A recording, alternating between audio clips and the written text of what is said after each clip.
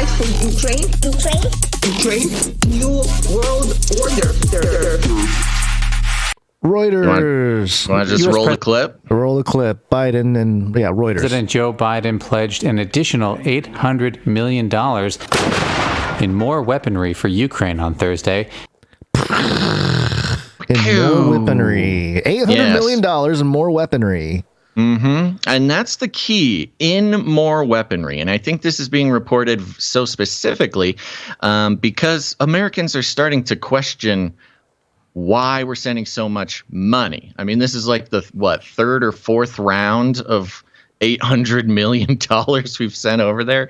I mean, I thought it was in the billions before. We are certainly in the billions. We've given many rounds of extremely large amounts of money.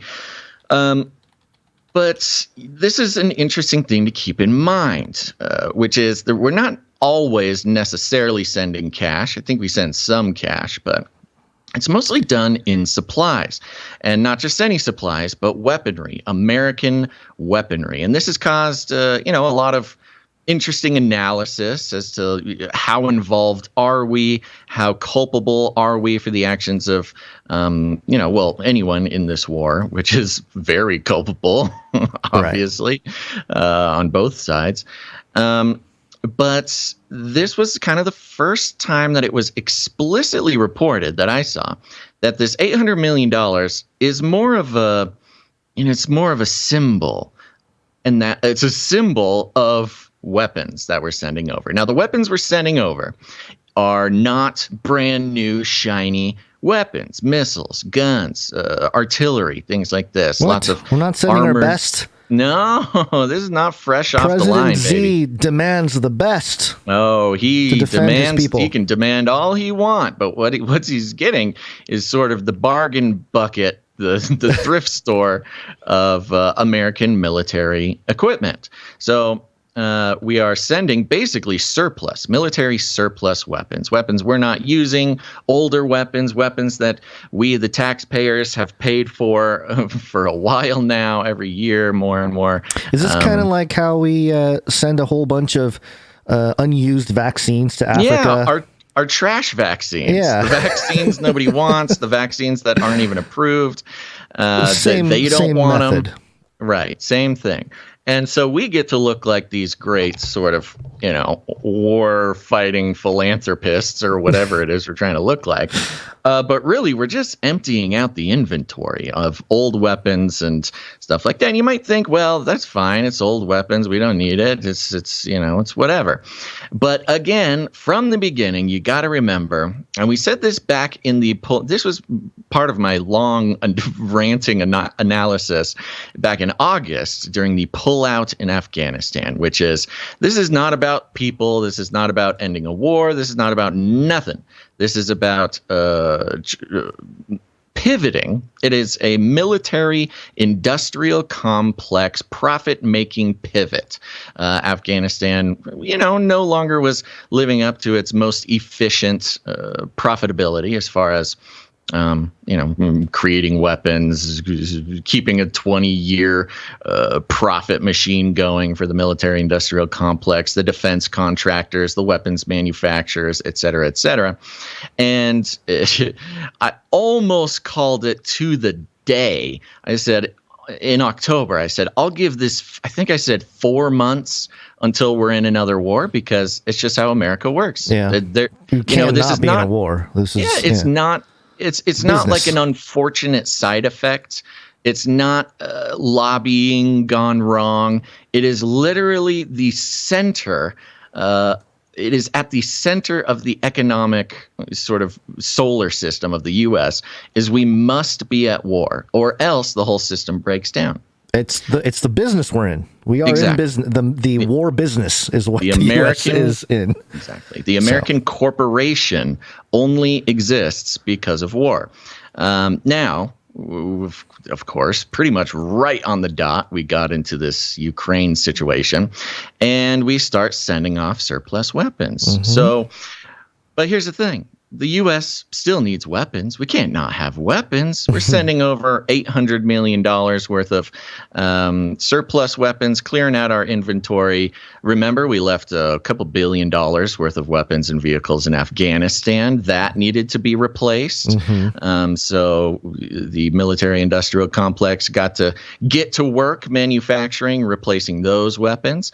And when Biden says $800 million in weapons are getting sent to Ukraine, what he's actually saying is that is $800 million, dear taxpayer, that we are now going to spend on more anti-gravity new lasers. New That's what he shiny, should say if he really wants to grab the attention of American people. Yeah, new space lasers. Yeah.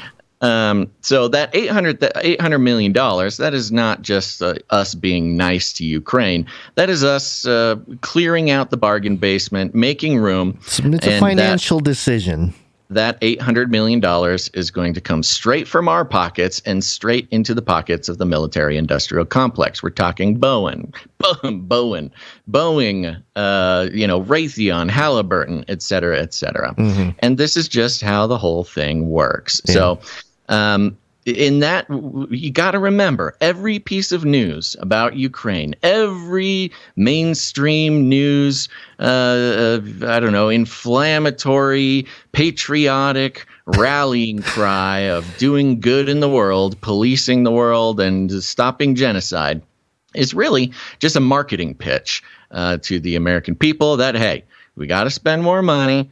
But don't worry, we'll send them our old weapons, and we get to buy some new shiny ones. So it's tax season, folks, and thank you from the U.S. military and its contractors. I love the fact that a 9-second clip from Reuters triggered a solid 5 minutes of rant from you. The ratio is good.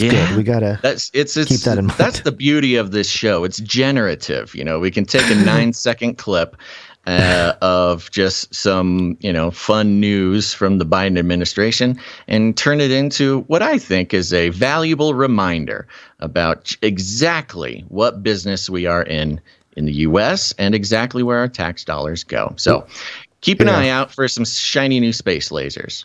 Yep. Something else here is that Forbes is helping us understand that President Zelensky is not a billionaire. So how much is he worth? Oh, yeah. Was this something that people were saying?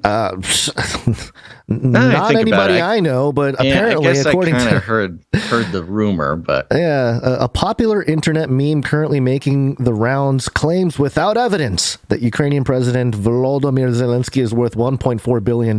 Quote, more than Will Smith, Chris Rock, and Dave Chappelle combined. Okay. Okay, yes. The collection of highly succul black entertainers in the West somehow has something to do with that. The insinuation is clear. Interesting how they only named black entertainers. Black entertainers, but also great SEO on that. Oh, 100%. Yeah. Get the Will Smith, you get the Chris Rock, you get those Google search results. Dave Chappelle, yep. For Zelensky, a former comedian, to have accumulated a fortune of this size, there must be corruption involved. And while this claim has been parroted by its fair share of anonymous Twitter eggs, a number of blue checks have gotten in on the action. Oh, the action, surprise, baby. Surprise. Lee Stranahan, an American host on Kremlin-owned and controlled Radio Sputnik, featured in the Oliver Stone documentary Revealing Ukraine, tweeted to his nearly 100,000 followers, quote, why is Zelensky a billionaire? Forbes' answer, he's not. Oh, good. Oh. I'm glad he's not a billionaire. The Russian invasion has hit Ukraine's billionaires hard. According to Forbes' 36th annual World's Billionaires list, there are only 7 left in the country, and Zelensky is not one of them, nor is former president and chocolate magnate Petro Poroshenko, who dropped from the rankings this year. But unlike his predecessor, Zelensky never was a billionaire. He's currently worth roughly $20 million based on reporting by Forbes Ukraine. Yeah. Additional reporting by Forbes US puts that number at less than $30 million. Oh.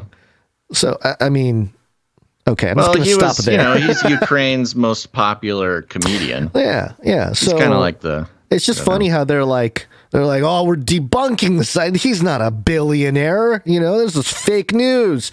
Right. He's just a multimillionaire. But don't pay attention to how much money he does make. Just pay attention. He's not a billionaire. You point out a good fact, and we can move on after this, which is, it's at the core at the fact checking industry is we fact check we fact checks. Careful, facts. Susan's on us right now. You're shaming the overweight. No. I'm just saying we check facts, but the sort of the implication or the spiritual fact or whatever still remains the same. Right. Whether he has $1 million or not is not the point. Right, it's not the Somebody point. pointing that out is saying he's an incredibly rich man, and what does that mean? What is how does that affect implication of our understanding of him or his, right? And how does it color what he says or who he is or what?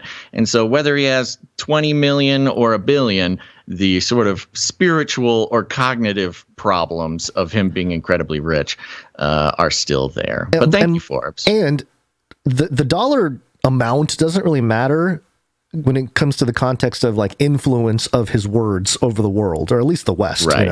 Yeah. So I mean, that's a little more challenging to put like a price on. It's like his net worth isn't going to dictate how much influence he has in the media center stage Ukrainian conflict. But I did not see the what is it, the Roger Stone documentary? I did not see it either.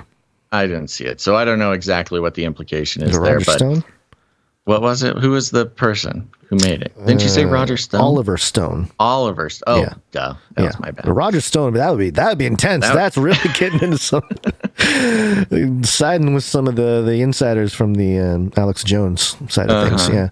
All right. Okay. Well, there you go. That's Ukraine for you.